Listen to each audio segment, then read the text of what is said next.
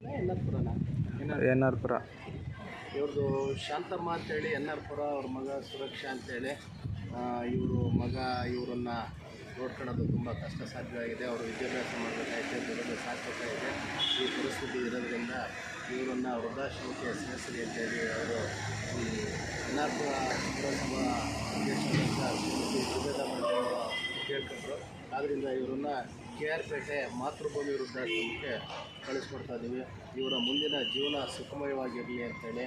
ಅವ್ರ ಮಗ ಸುರಕ್ಷ ಅಂತೇಳಿ, ಸುರಕ್ಷೆಗೂ ಕೂಡ ಒಳ್ಳೆಯದಾಗಲಿ. ಮುಂದೆ ಇವನು ಈ ತಾಯಿ ಕರ್ಕೊಂಡು ಬಂದು ಮನೆಗೆ ಚೆನ್ನಾಗಿ ಸಾಕಲಿ. ಇನ್ನು ಓದೋ ವಿದ್ಯಾಭ್ಯಾಸ ಇರೋದ್ರಿಂದ ಇದು ಕರುಣಾಜನಕ ಕಥೆಯಾಗಿದೆ. ಈ ಥರದ್ದು ಎಲ್ಲ ಮನುಷ್ಯರಿಗೂ ಬರ್ತಿದೆ. ಆದ್ದರಿಂದ ಈ ಥರದ ಜನಗಳಿಗೆ ನಾವೆಲ್ಲರೂ ಸಹಾಯ ಮಾಡೋದಕ್ಕಾಗುತ್ತೆ. ಆ ನಿಟ್ಟಿನಲ್ಲಿ ಇವರನ್ನು ಈಗ ಕಳಿಸ್ತಾ ಇದ್ದೀವಿ.